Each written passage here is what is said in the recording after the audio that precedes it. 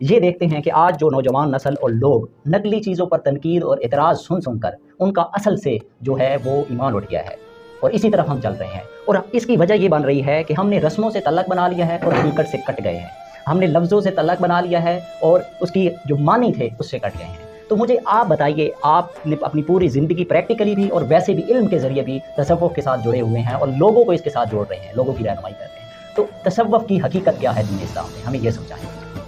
اس حوالے سے بھی بہت زیادہ غلط فہمی جسے کہہ لیں یا مسکنسیپشن کہہ لیں وہ پھیلائی گئی ہے، اور اس میں بہت سارے عوامل ہیں۔ ایسے لوگ جو حاملین تصوف نہیں ہیں وہ انہیں تصوف کے دعوے دار بنے ہوئے ہیں۔ ہر بات ہے، جب ایسا شخص جو اس کا اہل نہیں ہے اور وہ اس مسند پہ بیٹھ کر جب وہ بات کرے گا تو یقیناً وہ خرابی ہی پیدا کرے گا، اور اسی وجہ سے پھر تنقید کرنے والوں کو موقع ملتا ہے کہ وہ اس پر تنقید کرتے ہیں۔ تصوف کوئی دین میں الگ سے کوئی چیز نہیں ہے، یہ ایک تصوف بنایا گیا کہ شاید دین جو ہے وہ کچھ اور چیز ہے اور تصوف جو ہے اس کے پیرالل کوئی اور چیز ہے، ایسا نہیں ہے۔ اس کو سمجھنے کے لیے ہم تھوڑا سا تصوف کو ڈیفائن کر لیتے ہیں۔ تصوف بنیادی طور پر اس کی ڈیفینیشنز بہت سارے صوفیہ نے کی ہے اور بہت سارے صاحبان علم نے کی ہے، تو ان ڈیفینیشنز کو چھوڑ کر فی الحال میں اپنے نوجوان نسل کو سمجھانے کے لیے ایک بات کہنا چاہوں گا کہ تصوف جو ہے یہ ایمان کے مدارج میں ترقی کرتے جانے کا نام ہے۔ ایمان کے مدارج میں ترقی کرتے جانے کا نام ہے، اپنی نیت کو درست کر لینے کا نام ہے، اور اپنی نیت کو اس قدر درست کر لینے کا نام ہے کہ آپ پورے کے پورے اللہ کے لیے خالص ہو جائیں۔ اس اخلاص کا،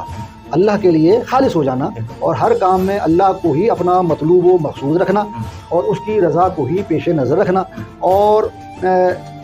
اپنے ایمان کی جو کیفیات ہیں اور جو یقین کی کیفیات ہیں اس کو بڑھاتے بڑھاتے بڑھاتے اپنے علم الیقین کو بڑھاتے بڑھاتے عین الیقین تک لے جانا، اور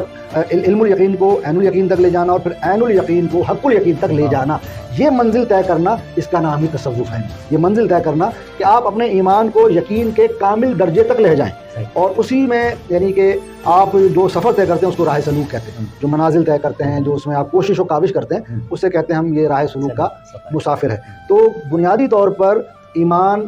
کے جو درجے ہیں نا، ایمان کے درجے ہیں، اس میں آپ نے اور اوپر، تقوی سے اور اوپر اور اوپر اور اوپر جانا ہے، اور اس ایمان کے اس یقین تک چلے جانا ہے کہ پھر آپ کے اس اللہ پہ یقین کو اور اللہ سے تعلق کو کوئی چیز توڑ نہ سکے، نہ دنیا توڑ سکے، نہ آپ کا نفس توڑ سکے، نہ جو ہے وہ حالات توڑ سکے، نہ معاملات توڑ سکے۔ اتنا پختہ یقین پر آپ چلے جائیں۔ تو مولا علی سرکار نے فرمایا کہ اگر اللہ رب العزت میرے سامنے آ بھی جائے، یعنی بالکل میرے سامنے ہو، تو میرے یقین میں کوئی اضافہ نہیں ہوگا، میرا اس پر اتنا کامل یقین ہے، بن دیکھے بھی اتنا کامل یقین ہے کہ اس میں کوئی اضافہ نہیں ہوگا، میں اتنے کامل یقین کی منزل پر پہنچا ہوا ہوں۔ تو بنیادی طور پر اس کو اب دوبارہ سمرائز کرتے ہیں مختصر کر کے، اپنی نیت کو درست کر لینا، اپنے اندر اخلاص پیدا کرنا، اور ہر کام میں اللہ کی رضا کو اپنا منشا و مقصود بنا لینا، یعنی کہ نیتوں کا اخلاص، ایمان کے درجات میں پختگی، ترقی، اور اپنے اعمال کا مرکز، محور اللہ کی رضا اور اسی کی طرف اپنا رخ رکھنا، اس کے علاوہ کسی اور کی طرف بالکل دھیان نہ کرنا۔